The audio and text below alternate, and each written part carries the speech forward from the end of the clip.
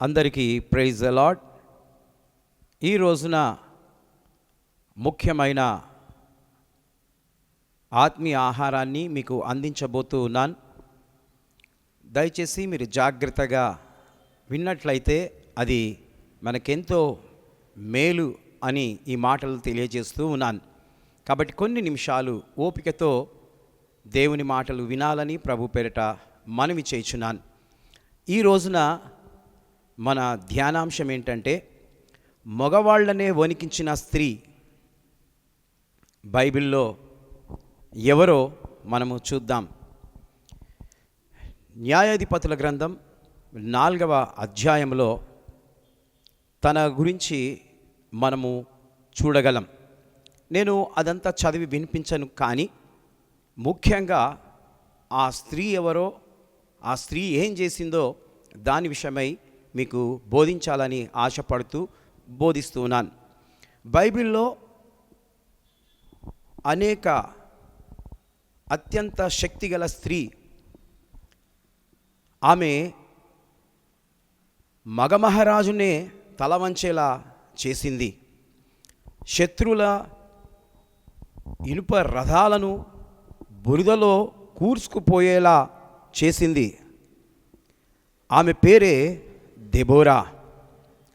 Deborah అనగా తేనెటీగ అని అర్థం. ఇజ్రాయేలును జనం కష్టంలో ఉంటే సహాయం కోసం అరుస్తూ ఉంటే మగవాళ్ళంతా మౌనంగా ఉండిపోయారు.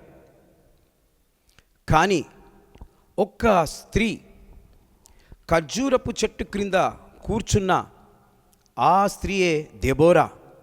ఆ దెబోరాకు మాత్రమే దేవుని యొక్క స్వరము వినిపించాడు. లెమ్ము, నా ప్రజలు యుద్ధానికి నడిపించు అని దేవుడు ఆజ్ఞాపించాడు. ఒక ఆడది న్యాయాధిపతిగా, ప్రవక్తగా మారడం ఎవరూ కలలో కూడా ఊహించలేరు కూడా. యుద్ధంలో కుండపోతు వర్షం, రథాలన్నీ బురదలో ఇరుక్కుపోయాయి. కొండ మీద నిలబడి దెబోరా, లెమ్ము, ఈ రోజే ప్రభువు నీకు విజయం ఇవ్వబోతున్నాడు అని గర్జించింది. ఆ భయంకరమైన వర్షంలో ఉరుములు, మెరుపులు, వాటికి మించిన గర్జన సైన్యంనకు వినిపించింది.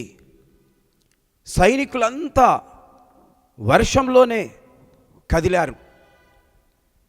శత్రువులు సేనాధిపతి సిసేరా అనగా ఖడ్గపు అంచు అని అర్థం. ఆ సిసేరా పారిపోయాడు వర్షంలోనే.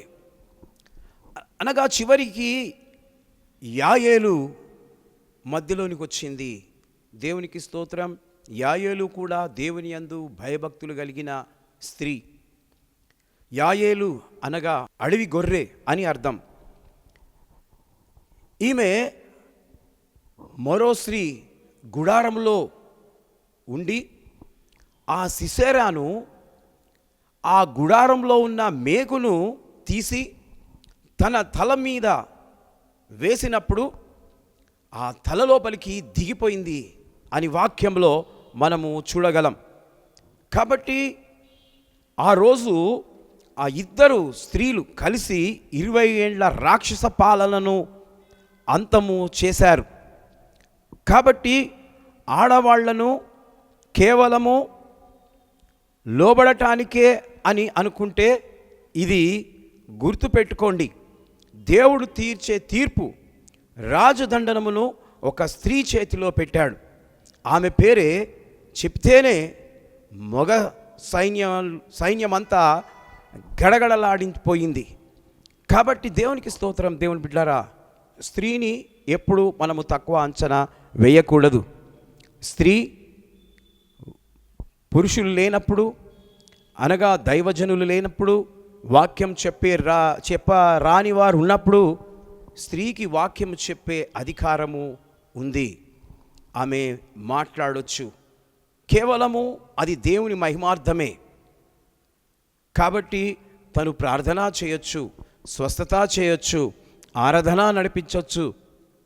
కాబట్టి కొన్ని వాటికి దేవుడు వాళ్లకు ఆ స్థానాన్ని ఇవ్వలేదు.